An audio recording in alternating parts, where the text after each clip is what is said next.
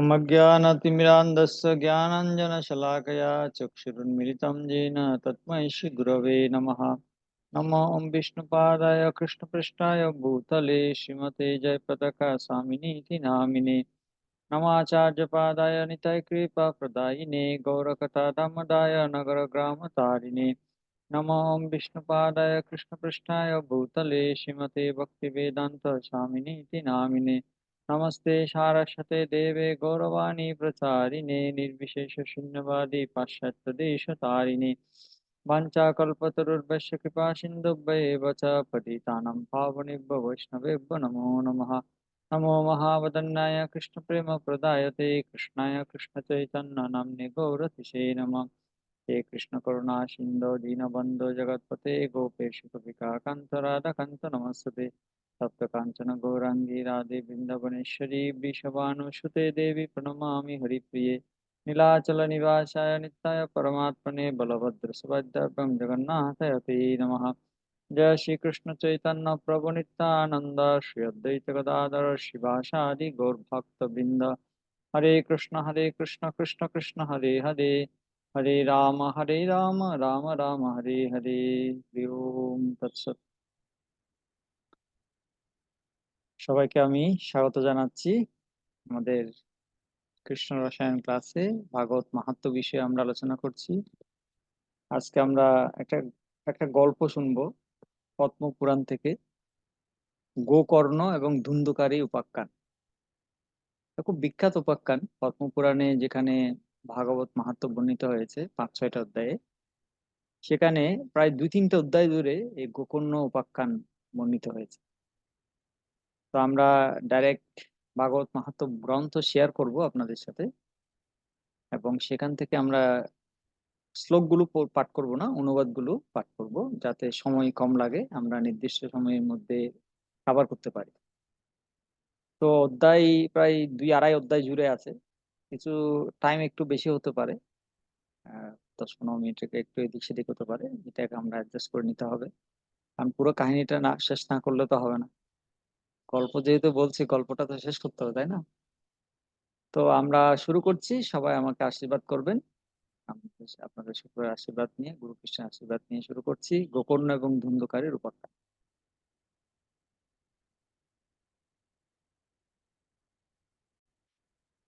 এটা হচ্ছে ভাগবত মাহাত্ম্য গ্রন্থ। এটার 128 পৃষ্ঠাতে, 118 পৃষ্ঠাতে আছে আমরা। 118 পৃষ্ঠাতে আমরা দেখতে পাচ্ছি সপ্তাহ সপ্তাহ যজ্ঞ নিয়ে বলা হচ্ছে। মানে ভাগবত সপ্তাহ হয় না, ভাগবত সপ্তাহ, সেই ভাগবত সপ্তাহের মাহাত্ম্য বলা হচ্ছে। 14 নম্বর শ্লোকে বলা হচ্ছে, যে ব্যক্তি সর্বদা, একটু বড় করে দিই আমি, যে ব্যক্তি সর্বদা দুরাগ্রহ বশত কায় মনোবাক্যে কেবল পাপই করে, শুধু পাপ করে, যে অপরের ধনেই পুষ্ট হয়, যার মন কলুষিত এবং হৃদয় ক্ষুভাবযুক্ত, তারা সকলেই কলিযুগে সপ্তাহযজ্ঞে পবিত্র হয়ে যায়। মানে তারাও যদি 1 সপ্তাহ ধরে ভাগবত শ্রবণ করে, এরকম এরকম বাজে লোকেরাও, তারাও যদি 1 সপ্তাহ ধরে ভাগবত শ্রবণ করে, তারাও পবিত্র হয়ে যায়। এত মাহাত্ম্য বলা হয়েছে সপ্তাহ, ভাগবত সপ্তাহে। এইখানে বলা হচ্ছে, হে নারদ, এখানে চতুষ্কুমারেরা নারদ মুনিকে এই কাহিনীগুলো বলছেন। চতুষ্কুমার মানে সনক সনন্দ, সনত কুমার, সনাতন, তারা নারদ মুনিকে এই এই উপাখ্যান ব্যাখ্যা করছে। তারা বলছেন, হে নারদ, এ বিষয়ে এক প্রাচীন ইতিহাস তোমাকে শোনাচ্ছি। সেই কাহিনী শুনলে, শুনলেও, মানে তুমি যদি করতে না পারো, যদি শুনো, তাহলে সব পাপ নষ্ট হয়ে যাবে। বাহ! আজকে আপনাদের সব পাপ নষ্ট হয়ে যাবে। আপনারা শুনবেন কাহিনীটা, তাই আপনাদের সব পাপ নষ্ট হয়ে যাবে। এরপর চতুষ্কুমারেরা বর্ণনা করছেন, পুরাকালে তুঙ্গভদ্রা নদীর তটে এক অনুপম সুন্দর নগর ছিল। সেখানে সমস্ত বর্ণের মানুষই নিজ নিজ ধর্ম অনুসারে সত্য আশ্রয়ী এবং সৎকর্ম পরায়ণ ছিল। সেই নগরে সর্ববেদ বিশেষজ্ঞ, স্রোত স্মার্ত কর্মনিপুণ আত্মদেব নামে এক ব্রাহ্মণ বাস করতেন। তো তুঙ্গভদ্রা নদীর তীরে যে নগর ছিল, সেই নগরে একজন ব্রাহ্মণ বাস করতেন, যিনি শ্রুতি স্মৃতি উভয় শাস্ত্রে নিপুণ ছিলেন, কর্মে নিপুণ ছিলেন। তার নাম ছিল আত্মদেব। ধনী হয়েও তিনি ভিক্ষাজীবী ছিলেন। তিনি অনেক ধনী ছিলেন, তারপর তিনি ভিক্ষা করে খেতেন। দুন্দুলি নামে তার প্রিয়া পত্নী কুলীন এবং সুন্দরী হওয়া সত্ত্বেও জেদি স্বভাবের ছিল। তো সেই আত্মদেব ব্রাহ্মণের স্ত্রীর নাম ছিল ধুন্দুলি। তিনি অনেক সুন্দরী ছিলেন, উচ্চ বংশে জাত ছিলেন, কিন্তু তিনি অনেক জেদি ছিলেন।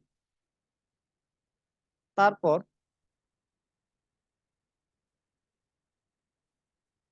তিনি খুব পরচর্চায় খুব আনন্দ পেতেন, মানে অন্যদের নিয়ে নিন্দা সমালোচনা করে তিনি খুব আনন্দ পেতেন। স্বভাবে তিনি ছিলেন ক্রূর, কিছু না কিছু সবসময় বকবক করতেন। তবে গৃহকর্মে নিপুণা ছিলেন, কিন্তু জকরাটে ছিলেন। ঘরের কাছে কর্মে নিপুণ ছিলেন, কিন্তু কৃপণ ছিলেন, ঝগড়াটে ছিলেন, বকবক করতেন সবসময়, পরনিন্দা করতেন, পরচর্চা করতেন। তো আত্মদেব ছিলেন একদম সত্যবাদী, ন্যায়নিষ্ঠ, ধর্ম অনুরাগী, আর তার স্ত্রী ছিল উল্টো। তো এই ব্রাহ্মণ দম্পতি সুখে থেকে গৃহস্থ জীবন যাপন করতেন। অর্থ এবং ভোগবিলাস সামগ্রী তাদের প্রচুর ছিল, ঘর বাড়িও সুন্দর ছিল, কিন্তু তাদের মনে শান্তি ছিল। এটাই হচ্ছে এই জগতের বাস্তবতা। এই জগতে কোনো কিছুর অভাব নেই, কিন্তু কিসের অভাব? কিছু না কিছু একটা অশান্তির জায়গা মানুষের মধ্যে আছে। এটাই হচ্ছে সমস্যা। প্রচুর টাকা আছে, ভোগবিলাসের সামগ্রী আছে, ঘর বাড়িও সুন্দর আছে, মনে শান্তি নেই। কেন শান্তি নেই? তার কারণ বলছেন। যখন এইভাবে বয়স অনেক বেড়ে গেল, তখন সন্তান লাভের জন্য তারা নানা রকম পুণ্যকর্ম করতে আরম্ভ করলেন, এবং দীন ও দুঃখীদের গাভী, ব্রাহ্মণ, ভূমি, গো, ভূমি, সুবর্ণ মানে স্বর্ণ বস্ত্রাদি দান করতে লাগলেন। তারা অনেক বয়স হয়ে গেছে, তারপরে সন্তান হচ্ছে না, সেজন্য তারা অনেক দান ধ্যান করছেন, পুণ্যকর্ম করছেন, গাভী দান করছেন, ভূমি দান করছেন, স্বর্ণ দান করছেন, বস্ত্র দান করছেন, গরিব দুঃখীদেরকে, সাধুদেরকে। এরপর বলছেন, এইরকম ধর্মকর্ম দ্বারা তারা তাদের অর্ধেক সম্পত্তি শেষ করে ফেললেন, তবুও পুত্র বা কন্যা সন্তান জন্মালো না। তাদের অর্ধেক সম্পত্তি খরচ হয়ে গেল দান ধ্যান করতে গিয়ে, কিন্তু তারপরও কোনো সন্তান হলো না। ফলে সেই ব্রাহ্মণ, আত্মদেব ব্রাহ্মণ, খুবই চিন্তিত হয়ে পড়লেন, খুবই চিন্তায় পড়ে গেলেন। একদিন সেই ব্রাহ্মণ অত্যন্ত দুঃখিত হৃদয়ে ঘর বাড়ি ছেড়ে বনে বনে চলে গেলেন। তিনি দ্বিপ্রহর কালে, দ্বিপ্রহর মানে ধরেন 11টা 12টা এরকম, দ্বিপ্রহর কালে তৃষ্ণার্ত হয়ে তিনি এক সরোবরের কাছে পৌঁছালেন। সরোবর মানে একটা জলাশয়, জলাশয়ে সরোবরের কাছে পৌঁছালেন। তারপর পৌঁছে কি হলো? সন্তানের অভাবজনিত দুঃখে তার দেহ অত্যন্ত কৃশ হয়ে গিয়েছে, তার শরীর একদম চিকনা হয়ে গিয়েছিল। তাই ক্লান্ত হয়ে জলপান করে তিনি ওখানেই বসে পড়লেন। তিনি অনেক ক্লান্ত ছিলেন, কত অনেক অনেকদিন খাননি। তো জলপান করে ওখানেই বসে পড়লেন। প্রায় 1 ঘন্টা পরে ওখানে এক সন্ন্যাসী এলেন, মহাত্মা সন্ন্যাসী। 1 ঘন্টা পরে সেখানে এলেন। ব্রাহ্মণ যখন দেখলেন সন্ন্যাসী জলপান করছেন এবং সন্ন্যাসীর জলপান শেষ হয়েছে, তখন তিনি সন্ন্যাসীর কাছে গেলেন এবং প্রণাম করে দাঁড়িয়ে দীর্ঘ নিঃশ্বাস ফেলতে লাগলেন। সন্ন্যাসী প্রশ্ন করলেন, হে বিপ্র, তুমি কেন রোদন করছো? তোমার এমন কি দুশ্চিন্তা রয়েছে? তোমার দুঃখের কারণ শীঘ্রই আমাকে বলো। ব্রাহ্মণ বললেন, হে প্রভু, আমার পূর্বজন্মে সঞ্চিত পাপের কথা আর কি বলবো। আমার পিতৃপুরুষগণ আমার দেওয়া জলাঞ্জলির জল নিজ চিন্তাজনিত দীর্ঘশ্বাসে ঈষৎ উষ্ণ করে পান করছেন। দেবতা এবং ব্রাহ্মণেরা আমার দেওয়া জিনিস প্রসন্ন মনে গ্রহণ করেন না। সন্তানের অভাবে আমি এমন দীন দুঃখী যে আমি সবকিছু শূন্য দেখছি। আমি প্রাণ ত্যাগ করার জন্য এখানে এসেছি। তবে আত্মদেব ব্রাহ্মণ খুব মানে নিজেকে খুব দীক্ষাত দিচ্ছেন, তার কোনো সন্তান নেই সেজন্য। তিনি বলছেন যে, সন্তানহীন আমার জীবনকে দিক, সন্তানহীন গৃহকে দিক, সন্তানহীন ধনে দিক, নিঃসন্তান বংশকেও দিক। দীক্ষা দিচ্ছেন। আমি যে গাভী পালন করছি সেটিও সর্বদা বন্ধা হয়ে যাচ্ছে। মানে উনি যে শুধু সন্তান পাচ্ছেন না তা নয়, ওনার বাড়িতে যে গো বা গাভী পালন করছেন, গাভীরও সন্তান হচ্ছে না, সেটিও বন্ধা হয়ে যাচ্ছে। যে গাছ লাগাচ্ছে, গাছে ফুল ফল ফলে না, গাছেও কোনো ফুল ফল ধরছে না। তিনি বলছেন, আমার বাড়িতে যে ফল আনা হয় সেটা অত্যন্ত তাড়াতাড়ি পচে যায়। আমার মতো অভাগা পুত্রহীনের এই জীবন কোন কাজে লাগবে? সন্ন্যাসীকে তিনি বলছেন। এই কথা বলে সেই ব্রাহ্মণ দুঃখে ব্যাকুল হয়ে সন্ন্যাসী মহাত্মার কাছে উচ্চস্বরে কাঁদতে লাগলো। সন্ন্যাসীর হৃদয়ে বড়ই করুণার উদ্রেক হলো। তিনি যোগনিষ্ঠ ছিলেন, সন্ন্যাসী ছিলেন যোগনিষ্ঠ। ব্রাহ্মণের কপালের রেখা, ললাট রেখা দেখে তিনি সবই জানতে পারবেন। মহাপুরুষদের এরকম ক্ষমতা থাকে, তারা মানুষের চেহারা দেখে, ললাটের রেখা দেখে, হাতের চিহ্ন দেখে সবকিছু বুঝতে পারে। তো তিনি তার কপালের রেখা দেখে বুঝতে পারলেন সবকিছু, এবং বিস্তৃতভাবে সব তিনি বলতে লাগলেন। কি বললেন সন্ন্যাসী? সন্ন্যাসী বললেন, হে বিপ্র, পুত্রলাভের এই মোহ তুমি ত্যাগ করো। কর্মের গতি অত্যন্ত প্রবল, বিবেকের আশ্রয় নিয়ে সংসারের বাসনা ত্যাগ করো।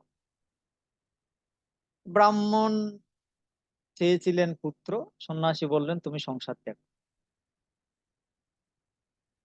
এখন সন্ন্যাসীরা তো এরকম উপদেশ দেয়, এটা তো স্বাভাবিক, তাই না? আর এই এই সন্ন্যাসী তো সাধারণ সন্ন্যাসী নয়, তিনি যোগনিষ্ঠ সন্ন্যাসী। তিনি কপাল রেখা দিয়ে বুঝে গেছেন যে এর দ্বারা সংসার হবে না, সংসারে এই শান্তিতে থাকতে পারবে না। ওর জন্য গৃহত্যাগ করে বানপ্রস্থ আশ্রম গ্রহণ করাটাই উত্তম হবে। তো এটা বললেন তিনি। তিনি আরো বললেন, হে বিপ্রবর, শুনো, তোমার ভাগ্য বা প্রারব্ধ দেখে বোঝা যাচ্ছে যে আগামী 7 জন্ম পর্যন্ত কোনো রকমেই তোমার কোনো সন্তান হবে না। শুধু যে এই জন্মে তোমার সন্তান নেই তা নয়, আগামী 7 জন্ম পর্যন্ত তোমার কপালের কর্মফল অনুসারে তোমার কোনো সন্তান হবে না। পুরাকালে রাজা সগর এবং অঙ্গকেও সন্তানজনিত দুঃখ ভোগ করতে হয়েছিল। রাজা সগর মহারাজ ইক্ষ্বাকু বংশের একজন রাজা ছিলেন। রামায়ণে সগর মহারাজের কাহিনী বর্ণিত আছে। ভগবান রামচন্দ্রের পূর্বপুরুষ ছিলেন সগর মহারাজ। সগরের নাম অনুসারে সাগর, সাগর নাম হয়েছে। তো সগর মহারাজ, তার কোনো সন্তান ছিল না। তিনি একজন ঋষির আশীর্বাদে সন্তান লাভ করেছিলেন, এবং তার 60,000 পুত্র কপিল দেবের আশ্রমে গোরা খুঁজতে গিয়ে কপিল মুনিকে আক্রমণ করেছিলেন, যিনি ছিলেন নির্দোষ। তো তখন কপিল মুনি রেগে গিয়ে ক্রোধিত হয়ে চোখ থেকে অগ্নি বের করে ওই সময় 60,000 পুত্রকে মানে মেরে ফেলেছিলেন। তো এইভাবে সগর মহারাজের যদিও সন্তান হয়েছিল, কিন্তু সন্তান হয়েও কোনো লাভ হলো না, কারণ তারা নিষ্ঠুরভাবে মারা গেল মুনির মুনি ঋষির অভিশাপ। তো এখানে এই সন্ন্যাসী বলছেন, দেখো তুমি কি সেরকম হতে চাও? তোমাকে হয়তো আমি আশীর্বাদ করতে পারি তোমার সন্তান হবে, কিন্তু সেই সন্তান তোমাকে তোমাকে শান্তিতে থাকতে দেবে না, সেই সন্তান মারা যাবে। তুমি কি সেরকম চাও? থেকে ভালো হবে। অঙ্গ মহারাজ, ভাগবতে আমরা দেখি অঙ্গ মহারাজের কাহিনী আছে। অঙ্গ মহারাজের কোনো সন্তান ছিল না। তিনিও অনেক কিছু সাধন করে মুনি ঋষির আশীর্বাদে একটা সন্তান পেলেন, কিন্তু সেই সন্তানটা হচ্ছে বেন রাজা। বেন এত দুষ্ট ছিল, সে কি করেছিল, মানে সব শিশুদেরকে গলা টিপে টিপে ধরে নদীতে ফেলে দিত আর হত্যা করতো। অনেক নিষ্ঠুর নির্যাতন করতো, মানুষদের উপর মারপিট করতো, সাধুদেরকে কষ্ট দিত। তো অবশেষে অঙ্গ যখন দেখলেন এই সন্তান না থাকার থেকে, না থাকা যে দুঃখ ছিল, সন্তান হয়ে দুঃখ আরো বেড়ে গেল। সন্তান না থাকার সময় যে দুঃখটা ছিল, সন্তান হয়ে দুঃখ আরো অনেক বেড়ে গেল। তখন বেন রাজা তখন কি করলেন, বনে চলে গেলেন, বনবাসে চলে গেলেন। তিনি সাধুদের পরামর্শ নিয়ে বনবাসে গিয়ে সেখানে তিনি সাধুর মতো জীবনযাপন, বানপ্রস্থ আশ্রম গ্রহণ করেন। তো এই সন্ন্যাসী বলছে, তুমি কেন সন্তানের জন্য পাগল হয়েছে?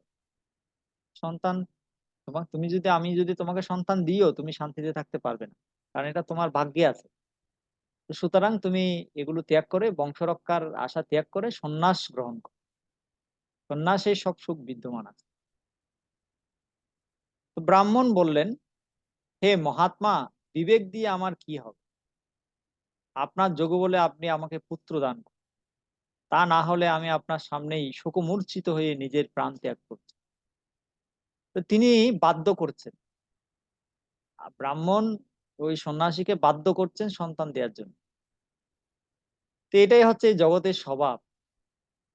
এই জগৎটা হচ্ছে এরকম, যার সন্ন্যাস আছে সে সন্ন্যাস নিচ্ছে না, যার সন্ন্যাস নেই সে সন্ন্যাস নিয়ে নিচ্ছে, যার গৃহস্থ হওয়ার হতো সে গৃহস্থ হচ্ছে না, যার গৃহস্থ হওয়ার কথা না সে গৃহস্থ হয়ে যাচ্ছে। মানে ফুল উল্টা উল্টা চলছে।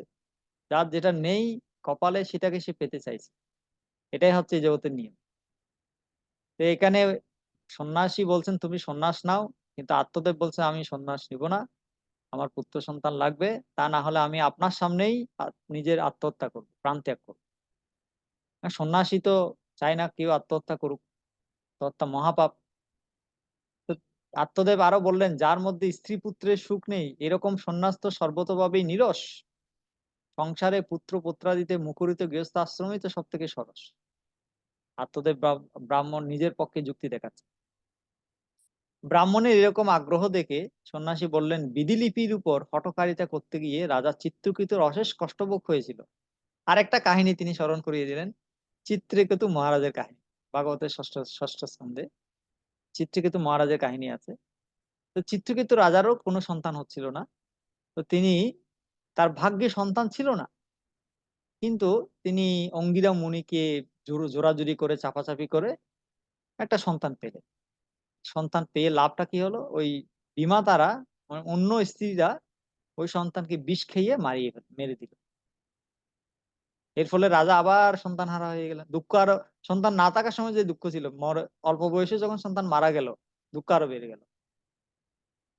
তো ব্রাহ্মণকে সন্ন্যাসী বলছেন যে চিত্রকেতুর দশা তোমারও হবে, তুমি যদি ভাগ্যের লিখনের উপর যদি তুমি হঠকারিতা করতে চাও।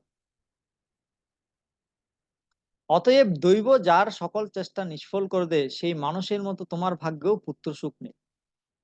তুমি তো বিষম জিদ ধরে প্রার্থী রূপে আমার কাছে এসেছো, এই অবস্থা আমি তোমাকে কি বলবো? তুমি তো জিদ ধরে আছো, তুমি তো আমার কথা শুনছো না। তোমার কপালে সন্তান নেই, কিন্তু তুমি তো জিদ ধরছো। কারণ আমি কি করব? আমি একজন সন্ন্যাসী, সন্ন্যাসীর কাজ হচ্ছে শরণাগতকে আশ্রয় দেওয়া। হ্যাঁ, এখন তুমি আমার শরণাগত হয়েছো, তোমার যেটাতে কল্যাণ হবে সেটা আমি বলছি, কিন্তু তুমি মানতে পারছো না। এখন কি করা যাবে?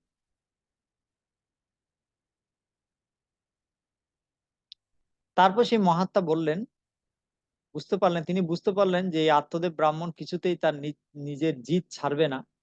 তখন তিনি ব্রাহ্মণকে একটা ফল দিলেন, একটা ফল দিয়ে বললেন, এই ফলটি তুমি তোমার স্ত্রীকে খাইয়ে দাও, এতে তার এক পুত্র হবে।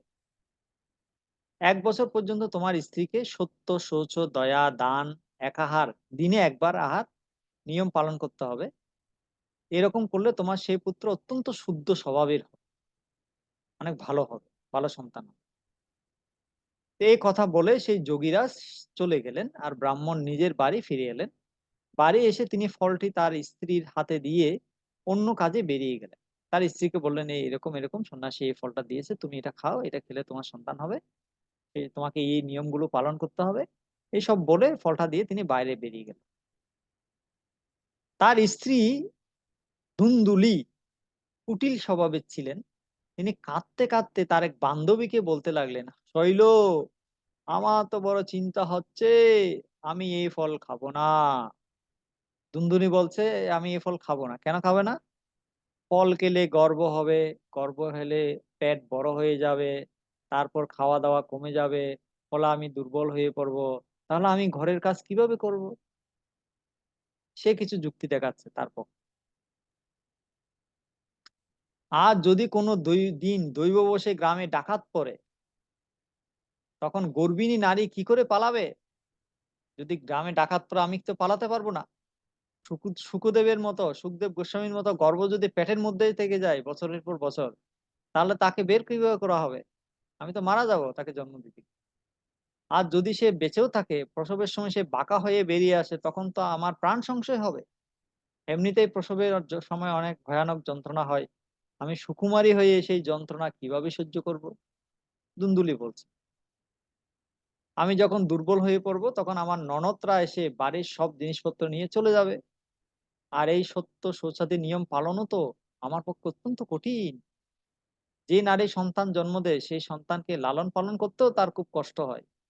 আমার বিবেচনায় তো বন্দা নারী অনেক ভালো, বিধবা নারীরা সুখী, বন্দা বিধবা এরাই ভালো। তো মনের মধ্যে এরকম নানা রকম কুচিন্তা করে ওই ফলটি সে খেলো না, স্বামীর দেয়া ফল সে খেলো না।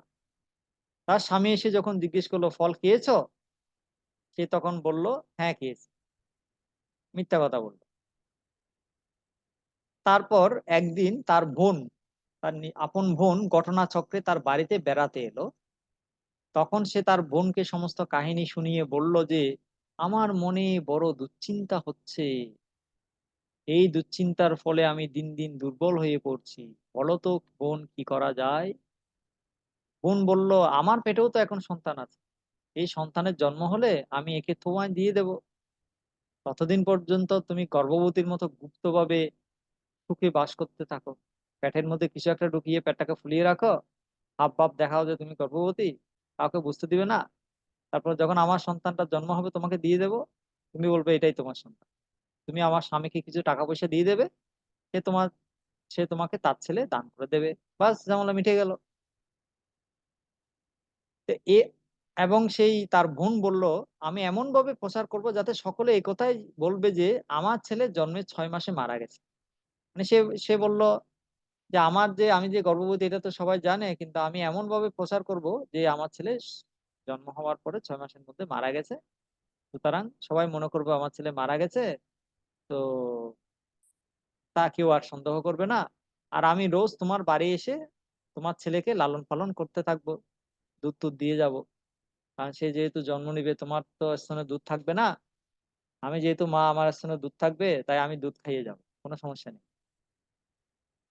তো তুমি এখন পরীক্ষা করার জন্য এই ফলটি গরুকে খাইয়ে দাও। তো তোমার স্বামী তোমাকে ফল দিয়েছে, ফলটা খেলে যে সন্তান হবে তারও তো কোনো গ্যারান্টি নেই, তুমি একটা টেস্ট করো।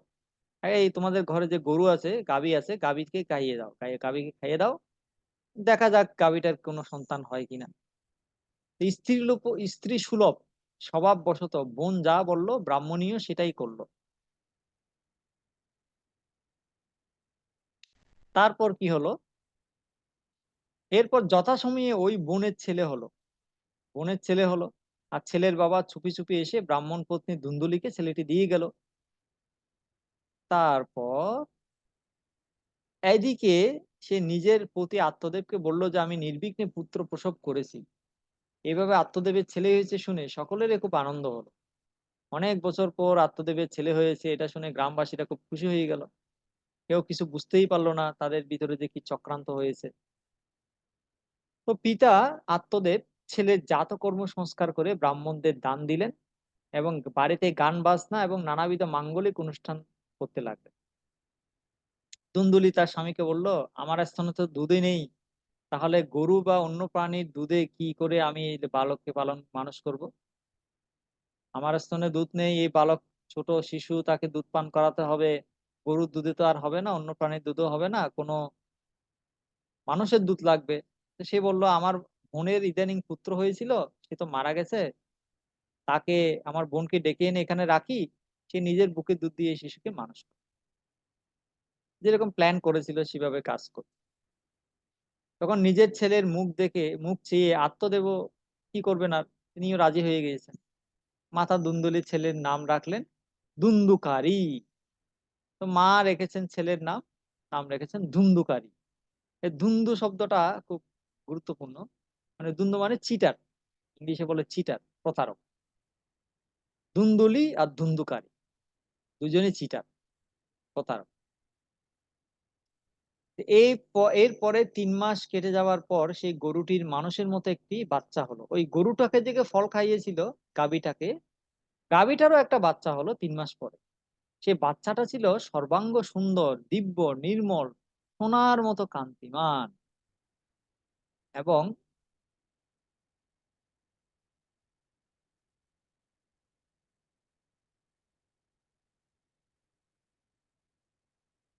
তাকে দেখে ব্রাহ্মণের খুব আনন্দ হলো। ওই গাভীর যে বাচ্চা মানুষের মতো বাচ্চা হলো, সেই বাচ্চাটাকে দেখে ব্রাহ্মণের খুব আনন্দ হলো।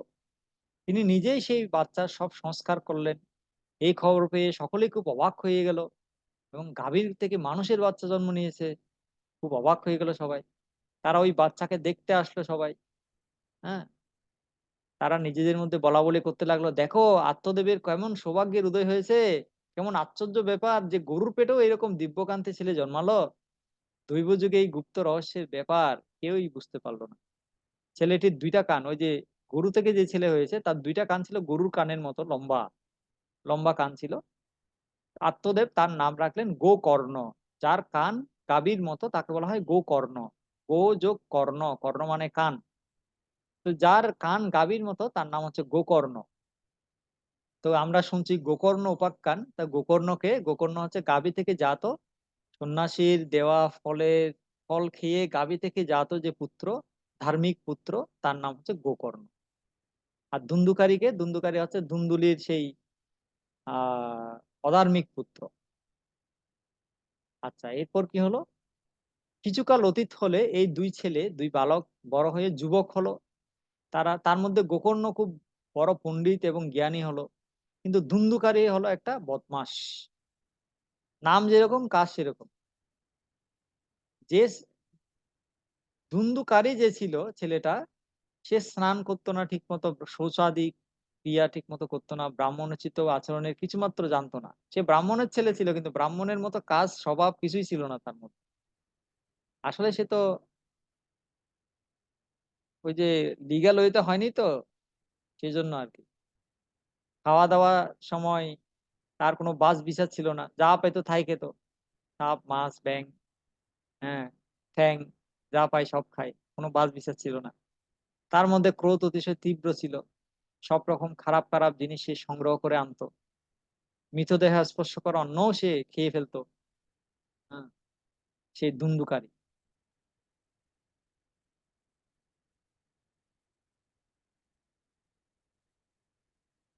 এই অপরের জিনিস চুরি করা এবং সকলের প্রতি দ্বেষ করা ছিল তার স্বভাব। লুকিয়ে লুকিয়ে অন্যের বাড়িতে সে আগুন লাগিয়ে দিত। অন্য লোকদের সন্তানদের খেলার জন্য কোলে তুলে নিয়ে তাদের কুয়োর মধ্যে ফেলে দিত। চিন্তা করে দেখুন কি নিষ্ঠুর, পাষাণ। হিংসা তার কাছে এক মহা আনন্দের ব্যাপার হয়ে গিয়েছে, আসরিক আসরিক আনন্দ। সর্বদাই সে অস্ত্র শস্ত্র নিয়ে ঘোরাঘুরি করত, আর দিন দুঃখী এবং অন্ধ আতুরদের অকারণে লাঞ্ছনা দিত, মানে অকারণে মারধর করত। চন্ডালদের সাথে তার বিশেষ বন্ধুত্ব ছিল। তাদের মতো হাতে জাল নিয়ে কুকুরের পাল সাথে করে পশু পাখি শিকার করার জন্য সে ঘুরে বেড়াতো। বেশ্যাদের কুসঙ্গে পড়ে সে তার সমস্ত পৈতৃক সম্পত্তি বিক্রি করে দিল। একদিন বাবা মাকে মারধর করে বাড়ি থেকে বাসন কোসন নিয়ে চলে গেল। বাবা মাকে মারধর করে বাসন কোসন সবকিছু নিয়ে চলে গেল। এইভাবে যখন সব ধনসম্পত্তি নষ্ট হয়ে গেল, তখন তার কৃপণ পিতা আত্মদেব ব্রাহ্মণ উচ্চস্বরে কেঁদে কেঁদে বললেন, এর থেকে তো ওর মায়ের বন্দা থাকাই ভালো ছিল। কুপুত্র তো কেবল দুঃখদায়ী হয়। তো অনেকে আপনারা আমাকে পূর্বে কোনো একদিন ক্লাসে বলেছিলেন, প্রভু আমার তো কোনো ছেলে সন্তান নেই, আমার পিণ্ডদান কে করবে? হ্যাঁ, প্রশ্ন করেছিলেন তাই না? কি মনে হচ্ছে, সন্তান হয়ে যদি এরকম ধুন্ধুকারীর মতো হয় কেমন হতো? ছেলে সন্তান নেই তো কি হয়েছে, নিজের নিজের নিজের পিণ্ডটা নিজেই দিয়ে দিন। বুঝতে পারছেন? কোনো অসুবিধা নেই। অথবা আপনার যদি ছেলে না থাকে, আপনার মেয়ে থাকে, মেয়ের জামাই দিবে, বা বংশের কোনো অন্য কেউ দিবে। টেনশনের কিছু নেই।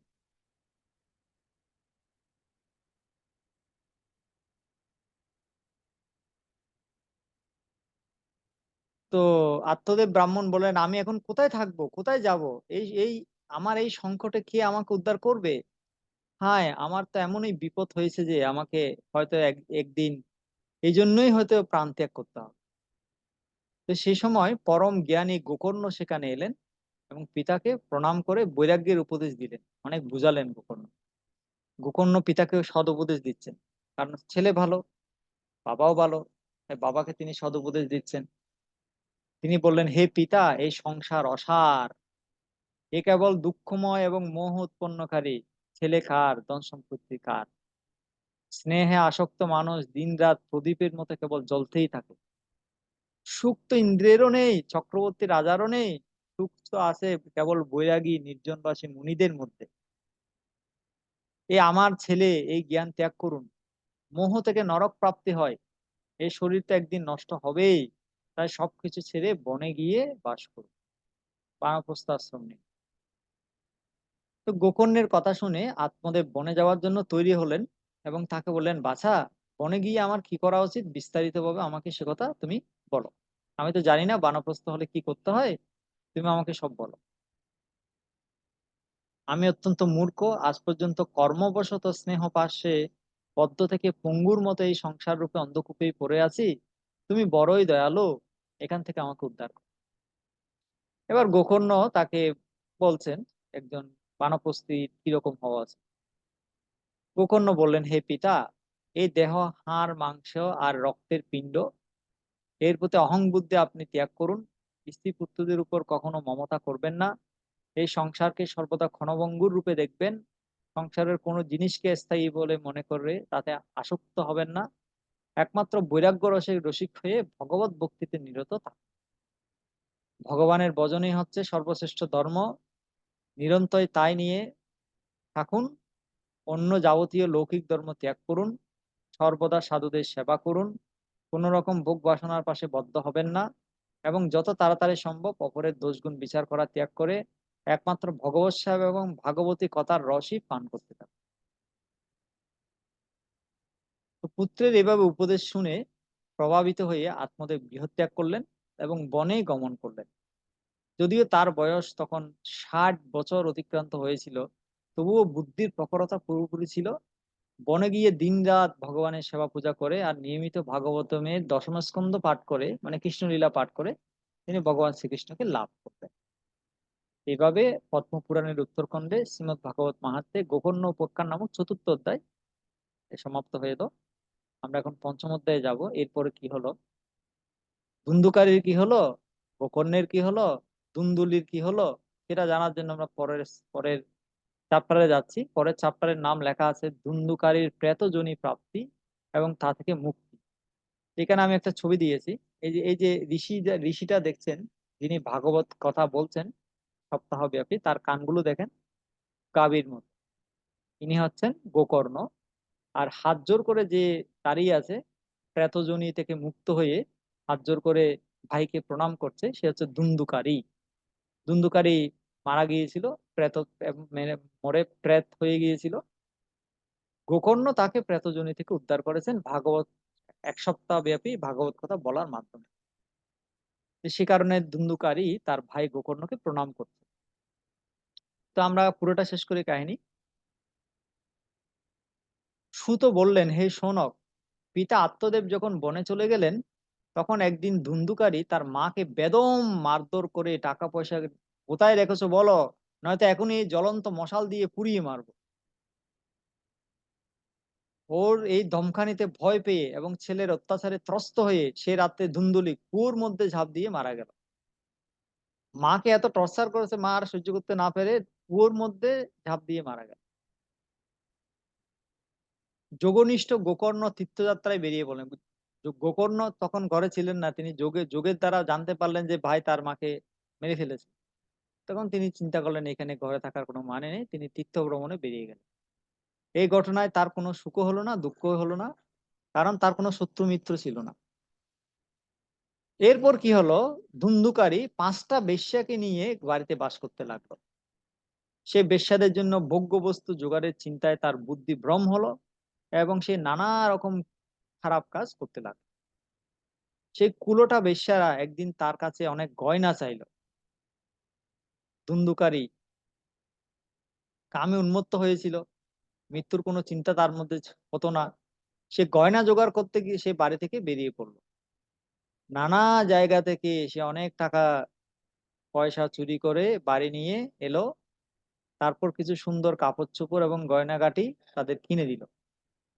চুরি করা প্রচুর ধন সম্পদ দেখে একদিন রাতে সে বেশ্যারা চিন্তা করলো, ধুন্ধুকারী রোজই চুরি করে, এর ফলে একদিন তো একদিন না একদিনই সে ধরা খাবে, রাজার লোকেরা তাকে ধরে নিয়ে যাবে। এই প্রকার ধন সম্পত্তি কেড়ে নিয়ে নিশ্চয়ই একে প্রাণদণ্ড দেবে। একদিন যখন ওকে মরতেই হবে, এই ধন সম্পত্তির জন্য একে গোপনে আমরাই মেরে ফেলি। পাঁচজন বেশ্যা চিন্তা করছে ও তো একদিন এমনিতেই মারা যাবে, তার চেয়ে বরং আমরাই মেরে আমরা ধন সম্পত্তি গুলো নিয়ে চলে অন্য জায়গায় চলে যাই। তখন সে বেশ্যারা বলছে একে খুন করে টাকা পয়সা নিয়ে আমরা অন্য কোথাও চলে যাই। এই চিন্তা করে তারা ঘুমন্ত ধুন্ধুকারীকে দড়ি দিয়ে বেঁধে গলায় ফাঁস দিয়ে মারার চেষ্টা করলো। এতে যখন ধুন্ধুকারী মরল না, তখন তারা খুব চিন্তায় পড়ে গেল। সে বেশ্যারা ধুন্ধুকারীর দেহটাকে একটা গর্তে পুঁতে দিল। আসলে অসৎ নারীরা এরকম দুঃসাহসী হয়, তাদের এই কর্মের খবর কেউই জানতে পারলো না। লোকেরা যখন জিজ্ঞেস করলো ধুন্ধুকারী কোথায়? তারা বলল আমাদের প্রিয়তম টাকা পয়সা সন্ধানে দূর দেশে চলে গেছেন, এই ১ বছরের মধ্যে আবার চলে আসবেন। বুদ্ধিমান মানুষদের এইসব দুষ্ট নারীদের কখনো বিশ্বাস করা উচিত নয়, শিক্ষা দিচ্ছেন চতুষ কুমারেরা বলছেন। বুদ্ধিমান মানুষদের এইসব দুষ্ট নারীদের কখনো বিশ্বাস করা উচিত নয়। যে সকল মূর্খ এদের বিশ্বাস করে তাদের দুঃখ পেতে হয়। শাস্ত্রের কথা অভ্রান্ত। এদের রসালো কথায় কামুকদের হৃদয়ে অমৃত রসের সঞ্চার করে, কিন্তু এদের হৃদয় শানিত ছুরির মতো তীক্ষ্ণ হয়। কাজে এইসব নারীরা কার প্রতি আসক্ত হবে? কারো প্রতি আসক্ত না তারা। তারা তাদের স্বার্থ সিদ্ধির জন্য যে কোনো কিছু করতে পারে, দুষ্ট নারীরা। এই কুলোঠা, এদেরকে বলা হয় কুলোটা। এই কুলোটারা ধুন্ধুকারীর সমস্ত সম্পত্তি হাতিয়ে নিয়ে সেখান থেকে চলে গেল। তাদের এরকম প্রতি না জানি আরো কতজন ছিল। এরকম কতজনকে যে মেরেছে, কতজন যে স্বামী আছে তার কোনো ঠিক ঠিকানা নাই। বেশ্যা তো। তো তাদের যে তারা কারো প্রতি আসক্ত না। তারা ওই টাকার ধন সম্পত্তির প্রতি আসক্ত। এদিকে ধুন্ধুকারী সে তো মারা গেল ভয়ংকরভাবে, এবং সে প্রেতযোনি প্রাপ্ত হলো। কর্মের ফলে ভয়ংকর প্রেতযোনি প্রাপ্ত হলো। সে ভীষণ ঝড়ের রূপ ধরে, মানে সে ঝড় আছে না, ঝড় বাদল, সে ঝড়ের রূপ ধরে সর্বদা 10 দিকে উত্তক্ত করে বেড়াতো। শীত গ্রীষ্মে জর্জরিত এবং ক্ষুধা তৃষ্ণায় কাতর হয়ে হায় আমার ভাগ্য, হায় আমার ভাগ্য বলে চেঁচাতো। কিন্তু কোথাও তার আশ্রয় মিলল না। কিছুকাল পরে গোকর্ণ লোকমুখে শুনতে পেলেন যে ধুন্ধুকারী মারা গেছে, তার ভাই মারা গেছে। আর ধুন্ধুকারীকে অনাথ বুঝতে পেরে গয়াতীর্থে গিয়ে গোকর্ণ তার জন্য শ্রাদ্ধ আর পিণ্ড দান করলেন, এবং অন্যান্য যেসব তীর্থে তিনি ভ্রমণ করলেন সবখানে তিনি শ্রাদ্ধ ক্রিয়াদি তিনি করলেন তার ভাইয়ের জন্য। চিন্তা করে দেখুন, যে ভাই তাকে ভালোবাসতো না, ছোটবেলা থেকে কত কষ্ট দিয়েছে, তার জন্য সাধু, সাধু মানে কিরকম, চিন্তা করে দেখুন। শত্রুর জন্য গয়াতে পিণ্ড দিত, সব তীর্থে পিণ্ড দিত। এ হচ্ছে সাধুর স্বভাব। পর দুঃখে দুঃখী, পর সুখে সুখী। তো এইভাবে ঘুরতে ঘুরতে গোকর্ণ নিজের বাড়ি এলেন। সব পিণ্ড টিণ্ড দিয়ে তীর্থ ভ্রমণ শেষে বাড়িতে এলেন। রাত্রেবেলা তিনি, কেউ দেখেনি তাকে, তিনি সোজা বাড়ির নিজের আঙ্গিনায় এসে আঙ্গিনায় এর মধ্যে ঘুমালেন, রাত্রিবাস করতে লাগলেন। সেখানে নিজের ভাইকে রাতের বেলা ঘুমোতে থেকে ধুন্ধুকারী তার যত প্রেত সহচর ছিল, অনেকগুলো প্রেত নিয়ে নিজের মহাভয়ঙ্কর রূপ দেখালো। কখনো সে ভেড়া হলো, কখনো হাতি হলো, কখনো মহিষ হলো, কখনো ইন্দ্র হলো, কখনো অগ্নি রূপ ধারণ করলো, শেষকালে আবার মানুষ রূপে দেখা দিল।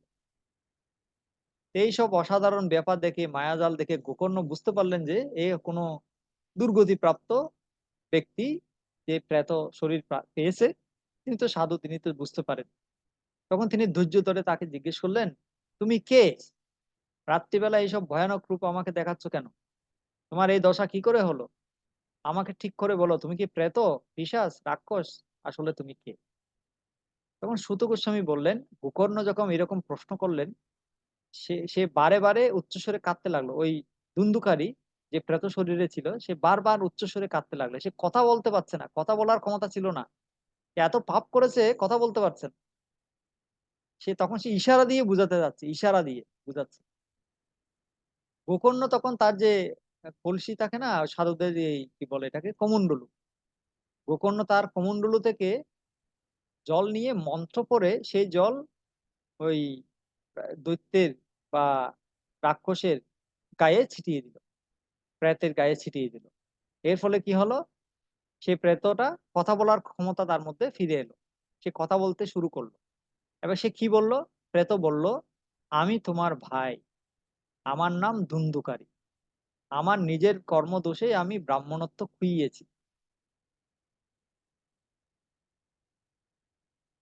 আমার কুকর্মের সীমা নেই। আমি ভয়ানক অন্ধকার আর অজ্ঞান অন্ধকারে ঘুরপাক খাচ্ছিলাম, ফলে আমি অনেক মানুষের ক্ষতি করেছি। অবশেষে কুলোটা মেয়েগুলো কুচিয়ে আমাকে হত্যা করেছে। এর ফলে বর্তমানে এই প্রেতজনিতে পড়ে এই দুর্দশা ভোগ করছি।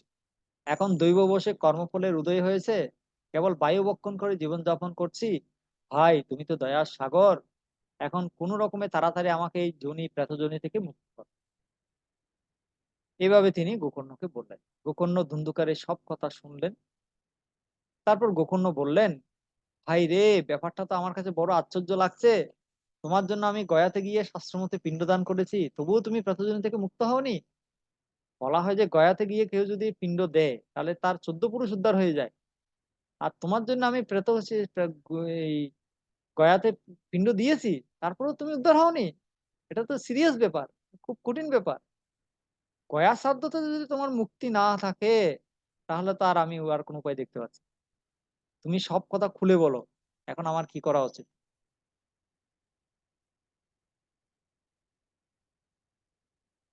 তখন প্রেত বলছে, শত তুমি যদি 100 বারও গয়াসাধ্য করো তবুও আমার মুক্তি হবে না। তুমি এর অন্য কোনো উপায় করো। কি উপায়? প্রেতের এই কথা শুনে গোকর্ণ খুব আশ্চর্য হয়ে গেল। 100 বার গয়াসাধ্য করলে উদ্ধার উদ্ধার হবে না, তাহলে কিভাবে উদ্ধার হবে? শত গয়াসাধ্য যদি তোমার উদ্ধার না হয়, তবে তো তোমার উদ্ধার অসম্ভব। তখন গোকর্ণ চিন্তা করছে, সাধু তো, সাধু মানে সন্তকে হৃদয় নবনীত সমানা। সন্ত সাধু সন্তদের হৃদয় নবনীত সমানা, মাখনের মতো নরম, অত্যন্ত কৃপালু সাধুরা। তখন তিনি বললেন, আচ্ছা, এখন তো তুমি নির্ভয়ে স্বস্থানে থাকো, আমি চিন্তা ভাবনা করে তোমার উদ্ধারের কোনো উপায় খুঁজে বের করব। গোকর্ণের আদেশ পেয়ে ধুন্ধুকারী সেখান থেকে নিজের জায়গায় চলে গেল। এদিকে গোকর্ণ সারা রাত ধরে চিন্তা করলেন, কিন্তু কোনো উপায় খুঁজে পেলেন না। সকালবেলা সকাল সবাই তাকে যখন দেখলো, বাড়িতে দেখলো, তারা সবাই খুশি হলো, তার সঙ্গে দেখা করতে এলো। রাত্রে যেই সব ঘটনা ঘটেছিল গোকর্ণ তাদেরকে সেটা বলল।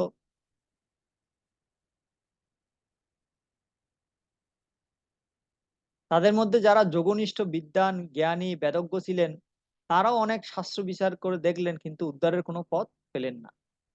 তো যারা গোকর্ণের সাথে দেখা করতে এসেছিলেন, তাদের মধ্যে অনেক যোগনিষ্ঠ ব্যক্তি ছিলেন, বিদ্বান ব্যক্তি ছিলেন, জ্ঞানী ব্যক্তি ছিলেন, বেদজ্ঞ ছিলেন। অনেক শাস্ত্র বিচার করেও তারা কোনো উদ্ধারের পথ দেখলেন না। তখন সবাই মিলে সিদ্ধান্ত করলেন, এই বিষয়ে সূর্যদেব যেটা বিধান দিবেন সেটাই করা উচিত। সূর্যদেবের বিধানই হচ্ছে চূড়ান্ত। তখন গোকর্ণ তখন নিজের তপবলে, তপস্যার বলে সূর্যের গতি আটকে দিলেন। তারপর স্তুতি করে বললেন, হে ভগবান, আপনি সমস্ত জগতের সাক্ষী, আমি আপনাকে প্রণাম করছি। আপনি অনুগ্রহ করে ধুন্ধুকারের উদ্ধারের উপায় আমাকে বলুন। গোকর্ণের এই প্রার্থনা শুনে সূর্যদেব দূর থেকেই পরিষ্কারভাবে বললেন, শ্রীমৎ ভাগবতে মুক্তি হতে পারে, সুতরাং তুমি ওর জন্য শ্রীমৎ ভাগবতের সপ্তাহ পারায়ণ করাও। মানে 1 সপ্তাহ ধরে শ্রীমৎ ভাগবতের পারায়ণ করাও, 1 সপ্তাহে 18,000 শ্লোক শেষ করো। এটাকে বলা হয় সপ্তাহ পারায়ণ। যেমন আমরা গীতা পারায়ণ করি, রামায়ণ পারায়ণ করি, ভাগবত পারায়ণও সেরকম আছে। 1 সপ্তাহ ধরে পারায়ণ করে 18,000 শ্লোক শেষ করা, তাকে বলা হয় ভাগবত পারায়ণ।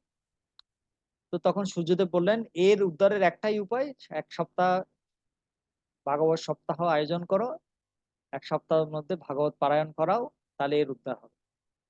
তো সূর্যের এই ধর্মবাক্য সকলেই শুনতে পেলেন, সবাই শুনতে পেলেন, একদম স্পষ্ট ভাবে সূর্যদেব ক্লিয়ারলি বললেন উচ্চস্বরে। তখন সকলে মিলে বললেন, নিষ্ঠা ভরে এই অনুষ্ঠান করো, আর এই অনুষ্ঠান অত্যন্ত সরল, অত বেশি পয়সা খরচ হবে না। তখন গোকর্ণ সেই অনুসারে মনস্থির করে ভাগবত কথা পাঠের জন্য প্রস্তুতি নিল। নানা দেশ গ্রামগঞ্জ থেকে কথা শোনার জন্য, ভাগবত কথা শোনার জন্য লোকের আগমন হলো। অনেক পঙ্গু, অন্ধ, বৃদ্ধ, মন্দবুদ্ধি মানুষও নিজেদের পাপ ক্ষয়ের জন্য সেখানে এসে পৌঁছালো। ফলে সেখানে এত বেশি লোক সমাগম হলো যে তা দেখে দেবতারা পর্যন্ত আশ্চর্য হয়ে গেলেন। গোকর্ণ যখন ব্যাসাসনে বসে কথা পাঠ করতে লাগলেন, তখন সেই প্রেতও সেখানে এসে উপস্থিত হলো। এবং প্রেত তো সে প্রেতের জন্য তার বসার চেয়ার নেই বা কোনো আসন নেই। সে কোনো আসন খুঁজে পাচ্ছে না, কোথাও কোন দিকে বসবে বুঝতে পারছে না। খুঁজতে খুঁজতে একটা সোজা সোজা করে রাখা একটা বাঁশ দেখতে পেলো, বাঁশ। যে বাঁশের মধ্যে 7টা ঘাট ছিল। মানে 7টা, কি ওগুলোকে বলে, বাঁশের মাঝখানে ঘাট থাকে না, ওই 7টা ঘাট ছিল। এই 7টা ঘাট যুক্ত একটা বাঁশ সে দেখতে পেলো। সে বাঁশের মধ্যে ঢুকে, বাঁশের ছিদ্রের মধ্যে ঢুকে গিয়ে সেখানে বসে সে ভাগবত শ্রবণ করতে লাগলো।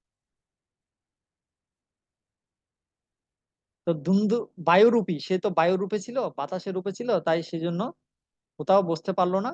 ওই বাঁশের মধ্যে ঢুকে বসে গেল। একজন বৈষ্ণব ব্রাহ্মণকে গোকর্ণ মুখ্য শ্রোতারূপে স্থির করলেন এবং প্রথম স্কন্ধ থেকে স্পষ্ট স্বরে পাঠ করা শুরু করলেন।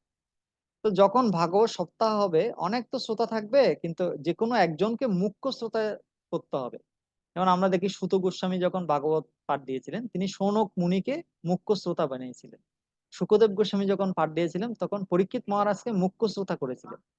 এটা হচ্ছে ভাগবত সপ্তাহের একটা নিয়ম, যে অনেক শ্রোতা থাকলেও একজনকে মুখ্য শ্রোতা বানাতে হয়।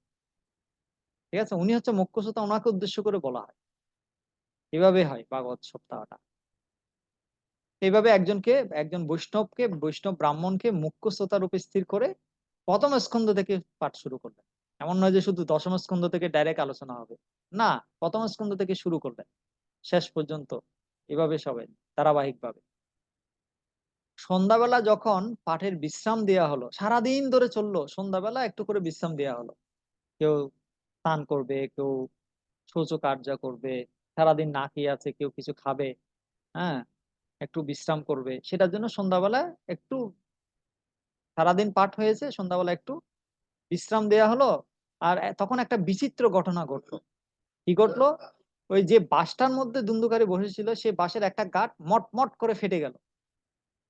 একটা একটা গাঁট, 7টা গাঁট ছিল না, একটা গাঁট মটমট করে ফেটে গেল। এভাবে দ্বিতীয় দিন বাঁশটার দ্বিতীয় গাঁটটা ফেটে গেল, তৃতীয় দিন তৃতীয় গাঁটটা ফেটে গেল। এক একটা দিন যাচ্ছে, আর বাঁশের একটা একটা ঘাট ফেটে যাচ্ছে।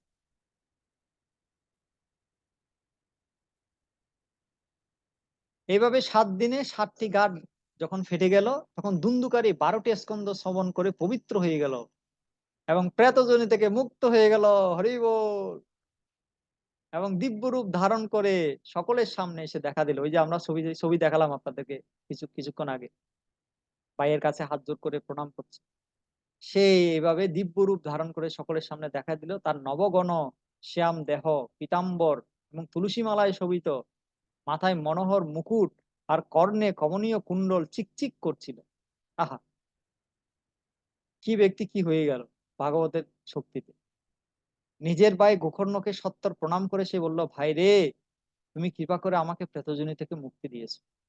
প্রেতপীড়া নাশকারী এই ভাগবত কথা ধন্য, আর শ্রীকৃষ্ণের পরম দাম প্রদানকারী এই ভাগবত সপ্তাহ পারায়ণও ধন্য। সপ্তাহ শ্রবণের এই অনুষ্ঠান যখন হয়, তখন পাপরাশি কাঁপতে থাকে, কারণ তারা বুঝতে পারে যে এই ভগবতী কথা তাদের এখনই ধ্বংস করে দেবে। যখন কেউ ভাগবত কথা শুনে, তার তার শরীরে যত পাপ আছে সেগুলো কাঁপতে থাকে। কেন? তারা জানে এই এই কথা ঢুকলে পাপগুলো সব নষ্ট হয়ে যাবে, পাপেরা ভয়ে কাঁপতে থাকে।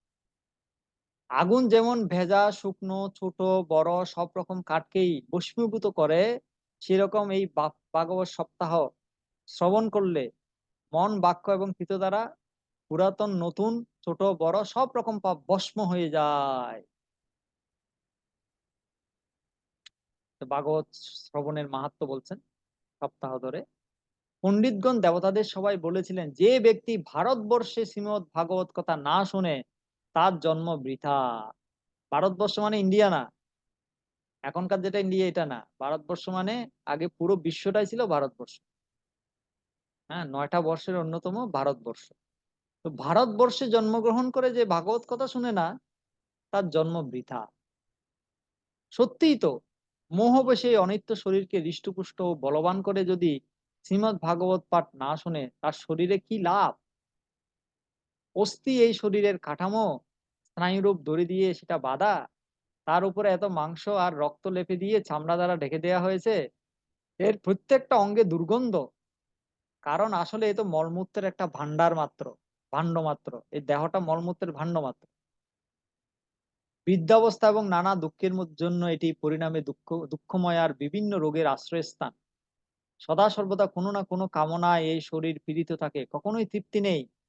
একে ধারণ করে থাকাও একটা ভার স্বরূপ। এর প্রতি রোমকূপ নানা দোষে পরিপূর্ণ। এই শরীর শেষ হয়ে যেতে মুহূর্তও লাগে না। মরণের পর যদি একে কবর দেওয়া হয়, তাহলে কৃমিতে পরিণত হয়। কোনো পশু যদি দেহ খেয়ে ফেলে, তো এই শরীর বিষ্ঠায় পরিণত হয়। আর যদি আগুনে জ্বালিয়ে দেয়, তাহলে এক গাদা ছাই পরিণত হয়। এই শরীরে এই তিনটাই হচ্ছে পরিণাম। কি কি পরিণাম বললাম? যদি কৃমি খায় তাহলে বিষ্ঠা হবে, যদি আগুনে জ্বালায় তো এক এক গাদা ছাই হবে। আর যদি কি বলে আরেকটা কি, ও কবর দিলে এই পশু কৃমিতে পরিণত হবে। হ্যাঁ, মাটির নিচে চেপে দিলে তার কৃমিরা খেয়ে নেবে। তো এটা হচ্ছে শরীরের পরিণতি। যে শরীরের প্রতি আমরা এত আসক্ত, যার জন্য আমরা কত পয়সা খরচ করছি শরীরকে সুন্দর রাখার জন্য, ফিট রাখার জন্য, সুস্থ রাখার জন্য, সেই শরীর অবশেষে এরকমই হবে। মাটির দেহ মাটি হবে, পুড়ে হবে ছাই। এ দেহ পচা দেহ, গৌরব কিসের ভাই। এই নশ্বর শরীর দিয়ে মানুষ অবিনশ্বর ফলদায়ী কেন কর্ম করে না? সেই জন্য যেহেতু আমাদের শরীর নষ্ট হয়ে যাবে, ধনানি জীবিতম চৈব পরার্থে প্রাজ্ঞ সৃজেত সৎনিমিত্তে বরম ত্যাগ বিনাশে নিয়ত সতী, বলেছেন চাণক্য পণ্ডিত। তিনি বলছেন যে একজন মানুষ যখন মরে যায়, কোনো সম্পদ সে সাথে করে নিয়ে যেতে পারে না। কোনো টাকা পয়সা, ধন দৌলত, জায়গা জমি, ঘর বাড়ি, পুত্র কন্যা, কিছুই সে নিয়ে যেতে পারে না। তো যেটা সে নিয়ে যেতে পারবে না, সেটার জন্য সারা জীবন পরিশ্রম করে কি এত গাধার মতো খাটার কি দরকার? তার চেয়ে ভালো যা ধন আছে আপনার, সেটা আপনি পরার্থে প্রাজ্ঞ উৎসৃজে, সাধু সন্তদের সেবায়, ভগবানের সেবায় লাগিয়ে দিন, উৎসর্গ করুন, দান করে দিন। তাহলে কি লাভ হবে? সৎ নিমিত্তে বরম ত্যাগ, সৎ কাজের জন্য এটা দান করা হবে। এবং এই দানটা যারা গ্রহণ করবে, যারা এটার সুফল পাবে, তারা সবাই আশীর্বাদ করবে। আর তাদের আশীর্বাদে আপনি মৃত্যুর পরে একটা উন্নত গতি লাভ, ভালো গতি লাভ, আপনি ভগবত ধামে ফিরে যাবেন। তো এই যে চাণক্য পণ্ডিত এটা বললেন, এটা অবশ্যই আমাদের জন্য খুব গুরুত্বপূর্ণ কথা। কারণ এই দেহটা হচ্ছে পচা দেহ, এই দেহটা থাকবে না। কিন্তু জন্ম হোক যথাযথ, কর্ম হোক ভালো। যদি আপনি কিছু সৎকর্ম করে যান, ভালো কর্ম করে যান, সেটা অক্ষয় হয়ে থাকে। সেজন্য আমাদের যা ধন আছে সেটা ভগবানের সেবায় দান করা উচিত, সাধু সন্তদেরকে দান করা উচিত, প্রচারের জন্য দান করা উচিত। আচ্ছা, এরপরে কি হলো দেখি। যে অন্ন সকালে রান্না করা হয় সন্ধ্যাকালে তা পচে যায়, সেই অন্ন দিয়ে পুষ্ট শরীরের নিত্যতা কি করে হবে? আরে, গোকর্ণ বলছে যে অন্ন সকালে রান্না করলে সন্ধ্যা হলে পচে যায়, সে অন্ন আমরা খাচ্ছি, সে অন্ন পচা অন্ন খেয়ে আমাদের শরীরটা যে তাজা থাকবে সেটা আমরা কিভাবে বলবো? অন্ন যেমন পচে যায়, শরীরটাও পচে যাবে, বৃদ্ধ হয়ে যাবে। এই ভুলোকে ভাগবত সপ্তাহ শ্রবণে মানুষের ভগবান প্রাপ্তি হয়, ত্বরান্বিত হয়। তাই সব রকমের পাপ স্খলনের এটাই হচ্ছে একমাত্র উপায়। যে ব্যক্তি যে সকল ব্যক্তি ভাগবত কথা থেকে বঞ্চিত, তারা তো জলের মধ্যে বুদবুদের মতো, আর জীবের মধ্যে মশার মতো। কি উদাহরণ দিল! জলের মধ্যে বুদবুদের মতো, আর জীবের মধ্যে মশার মতো, যারা ভাগবত থেকে বঞ্চিত, ভাগবত কথা থেকে বঞ্চিত। বুদবুদ বেশিক্ষণ থাকে না, ঠাস করে ফেটে যায়। আর মশা ফাটে না, কিন্তু কামড়ায়, আর মানুষ তাকে টাপ্পর দিয়ে মেরে ফেলে। বুঝতে পারছেন? মৃত্যুর জন্যই জন্মায়, কেবল মৃত্যুর জন্যই জন্মায়। যার প্রভাবে জড় এবং শুকনা বাঁশের ঘাট ফাটতে পারে, সেই ভাগবত কথা শ্রবণে অন্তরের যে ঘাট, হৃদয়ের যে ঘাট, সেটা আর কি বড় কথা। বাঁশের ঘাট যখন ফেটে গেছে, অন্তরের ঘাট ফাটবে না, এটা কে বলতে পারে? সুতরাং ভাগবত কথা শুনুন, হৃদয়ের সমস্ত গ্রন্থি ছেদন করবে। ধুন্ধুকারী যখন এসব বলছিল, তখন সেই সময় ভগবানের বৈকুণ্ঠবাসী পার্শ্বদের নিয়ে এক দিব্য বিমান সেখানে উপস্থিত হল। সেই বিমান থেকে সর্বত্র মণ্ডলাকার দীপ্তি বিচ্ছুরিত হচ্ছিল। সকলের চোখের সামনে ধুন্ধুকারী সেই বিমানে উঠে বসলো। তখন সেই বিমানে আগত পার্শ্বদের দেখে গোকর্ণ বললেন, তো ধুন্ধুকারী মুক্তি পেয়ে গেল, সেই বৈকুণ্ঠ বিমানে করে বৈকুণ্ঠে চলে যাচ্ছে। তো তাকে বৈকুণ্ঠে যেতে দেখে অবশ্যই তার ভাই খুশি হয়েছেন, গোকর্ণ খুশি হয়েছেন। কিন্তু গোকর্ণের মনে একটা প্রশ্ন জেগেছে। কি প্রশ্ন? তিনি বলছেন, গোকর্ণ প্রশ্ন করলেন, হে ভগবানের পার্শ্বদগণ, এখানে তো আমাদের আরো অনেক শুদ্ধ অন্তঃকরণ শ্রোতারা রয়েছেন, তাদের মধ্যে কেউ উদ্ধার পেল না, তাদের জন্য অনেকগুলো বিমান আসেনি। আমি তো দেখছি শুধু একজনের জন্য সবাই সমানভাবে পাঠ শুনলো, উদ্ধার পাচ্ছে একজন, এরকম পার্থক্য কেন হলো? সবাই তো একই সাথে একই জায়গায় একইভাবে একই বক্তার কাছ থেকে শুনলো, একজন ভগবত ধামে চলে যাচ্ছে, আর কারোর জন্য বিমান এলো না, কি ব্যাপার? তখন হরিদাসা উবাচ, ওই বৈকুণ্ঠ পার্ষদগণ বললেন, হে মান্যবর, এ ফলভেদের কারণ হচ্ছে এদের শ্রবণের পার্থক্য। এ কথা ঠিক যে সবাই শুনেছে ভাগবত কথা, সমানভাবে শুনেছে, কিন্তু ধুন্ধুকারী যেরকম মনোযোগ দিয়ে শুনেছে সেরকম মনোযোগ দিয়ে কেউ শুনেনি। আর সেজন্য একসাথে শ্রবণ করলেও শ্রবণের ফলের পার্থক্য হয়েছে। এই প্রেত 7 দিন উপবাস করেছে। এখানে যারা মানুষ বসেছে তারা তো খেয়েছে, সন্ধ্যার পরে তারা অন্নাদি খেয়েছে, ভোজন করেছে।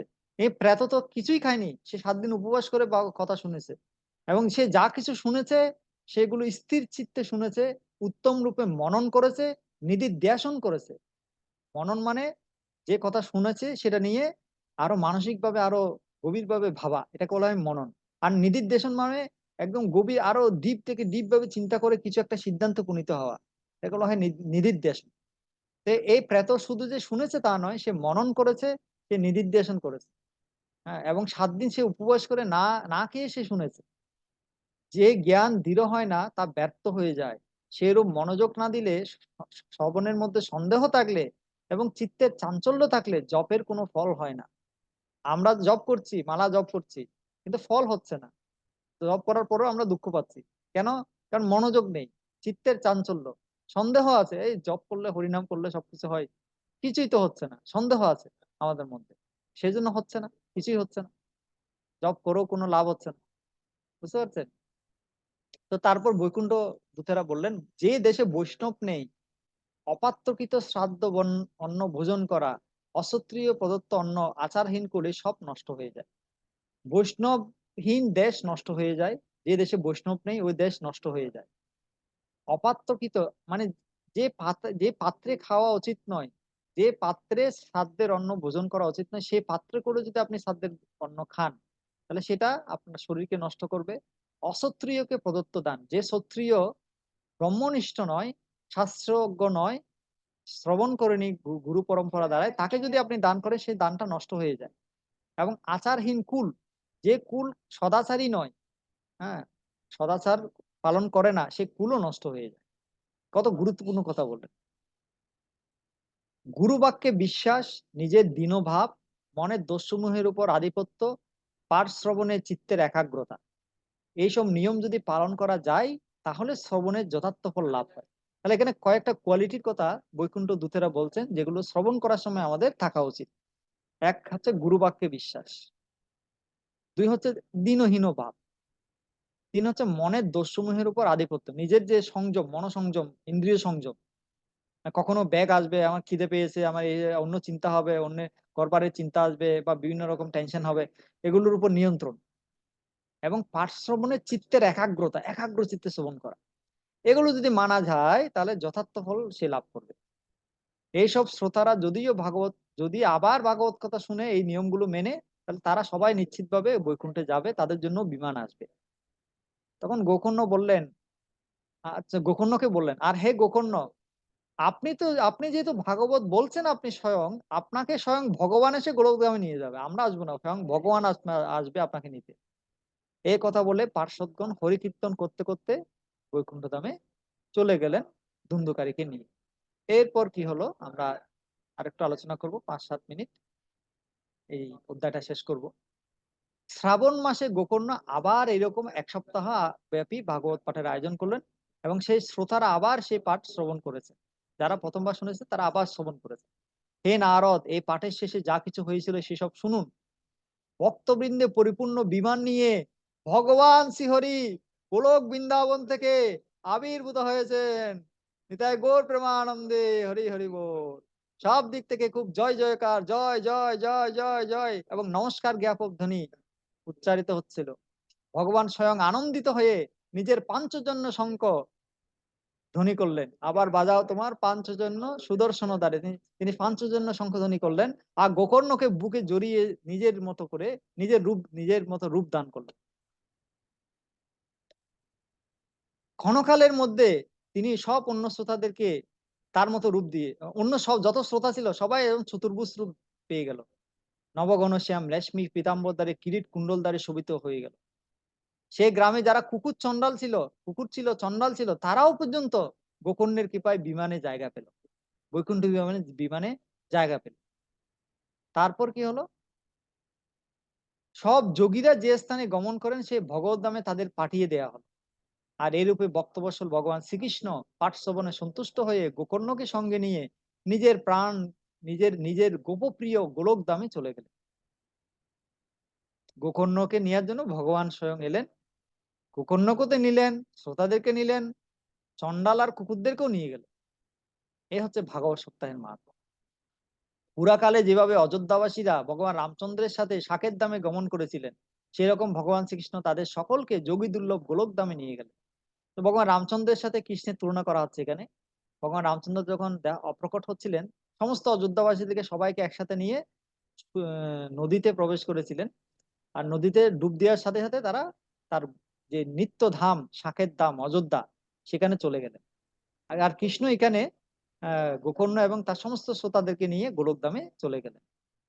সেই লোকে সূর্য চন্দ্র সিদ্ধগণেরও গতি হয় না, যে সেই গোলকধামে সূর্যও যেতে পারে না, চন্দ্রও যেতে পারে না, সিদ্ধ লোকেরাও যেতে পারে না, ভাগবত শ্রোতারা সেখানে চলে গেল। আহা, কত সৌভাগ্য! হে নারদ, সপ্তাহ যজ্ঞের দ্বারা পাঠ শ্রবণে যেরকম উজ্জ্বল ফল সঞ্চিত হয়, সেই বিষয়ে আপনাকে আর কি বলবো। আহা, নিজ কর্ণে যে গোকর্ণের পাঠের এক অক্ষর শুনেছে, সে আর দ্বিতীয়বার জন্মগ্রহণ করেনি। আরে গোকর্ণের যে পাঠ ছিল, পুরোটা শুনতে না হবে না, একটা অক্ষর যে শুনেছে, তার আর দ্বিতীয় জন্ম হয়নি, তারা সবাই উদ্ধার পেয়ে গেছে। শুধুমাত্র বায়ু, জল এবং গাছের পাতা খেয়ে শরীরকে শীর্ণ করে বহুকাল ঘোর তপস্যা করে বা যোগ সাধন করে যে গতি লাভ করা যায় না, সেই গতি শুধুমাত্র এক সপ্তাহ ভাগবত শ্রবণ করলে লাভ হয়। এটা হচ্ছে ভাগবত সপ্তাহের মাহাত্ম্য। তো চিত্রকূটে বসে এই এই কথাটা হয়েছিল। এই কথাটার আগে আরেকটা কথা হয়েছিল, ভাগবত কথা শাণ্ডিল্য মুনি বলেছিলেন। চিত্রকূটে বসে তিনি এই পরম পবিত্র ইতিহাস মুনীশ্বর শাণ্ডিল্য ব্রহ্মানন্দে মগ্ন হয়ে পাঠ করতে থাকেন। এই যে গোকর্ণের উপাখ্যান, ভাগবতের মাহাত্ম্য, শাণ্ডিল্য মুনি তিনি চিত্রকূট পর্বতে বসে এটা আনন্দে পাঠ করতে মগ্ন হয়ে যায়। এই কথা বড়ই পবিত্র। একবার মাত্র শ্রবণে সমস্ত পাপ রাশিকে ভস্মীভূত করে দেয়। একবার মাত্র শুনলেই সমস্ত পাপ রাশি ভস্মীভূত হয়ে যায়। শ্রাদ্ধের সময় কোন পিতা মাতা পূর্বপুরুষ তাদের শ্রাদ্ধের সময় পিতৃগণের যদি আপনি তৃপ্তি দিতে চান পিতৃগণকে, আর তাদেরকে উদ্ধার করতে চান, মোক্ষ লাভ করাতে চান, তাহলে ভাগবত পাঠ করা।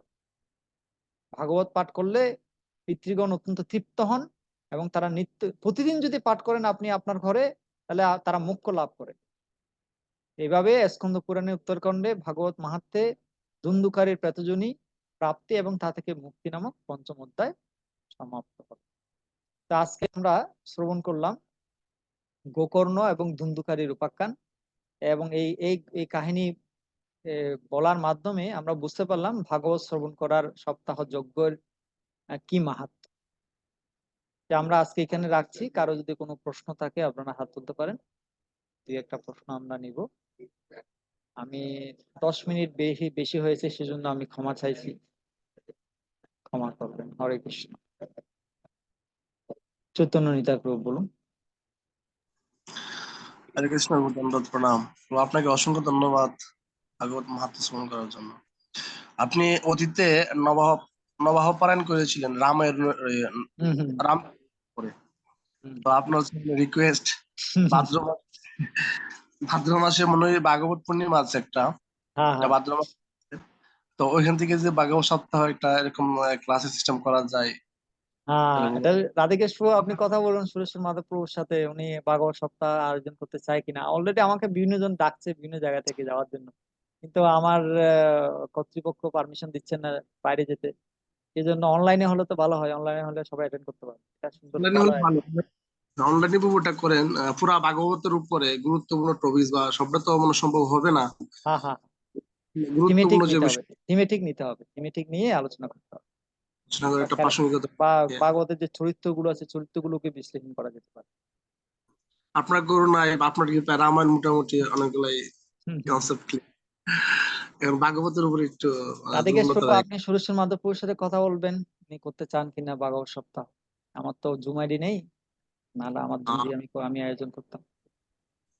আপনার কর্তৃপক্ষের কাছে আমার আর বিশেষ রিকোয়েস্ট, উনি যাতে আমাদেরকে আপনাকে সে পারমিশনটা দেয়। নিশ্চয়ই নিশ্চয়ই তাদের কোনো নিশ্চয়ই আহ কারণ আছে, তা না হলে পারমিশন দিচ্ছে না। এটা নিশ্চয়ই গুরুত্বপূর্ণ কোনো কারণ আছে। অনলাইনে করুন সেটাই আর কি। হ্যাঁ, অনলাইনে করি, এটাই ভালো। অনলাইনে করুন, অনলাইনে করুন এবং সেটা সব আচ্ছা, আর কারো কিছু বলার আছে? আসলে তো ওই 2.5 ঘন্টা প্লাস এরকম তো হলে মানে সুবিধা হয় আর কি। হ্যাঁ, 2 ঘন্টা, 2 ঘন্টা হবে। প্লাস করলে ভালো না, মানে কম হয়ে যাবে, অনেক অনেক কিছু আছে তো ভাগবতে, শেষ করা যায় না। ঠিক আছে, আপনার প্রস্তাব আমরা গ্রহণ করলাম। দেখা যাক জি ভাই। কৃষ্ণের কৃষ্ণের কি ইচ্ছা। হরে কৃষ্ণ।